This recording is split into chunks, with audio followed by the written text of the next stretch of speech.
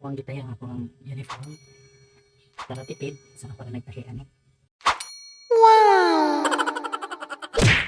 Niya baliktad na di ay. Charan. Sabalik na sa ta. Ganda ko siya guys, ang front tapat sa back. Like ano.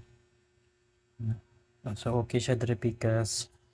So kanilang pikas. So mao akong gi-DIY ning ako ang t-shirt guys, nga ano instead na ako ang ipatahi, ako na lang ipalit og ganang bugas. Actually guys, dali naman kani siya magtahi. Kaya ang normally pa prepare ni guys is nasa 400 to 500. So instead na mo patahi ko, ako na lang mismo nagtahi. Actually guys, this is a 3XL size na t-shirt.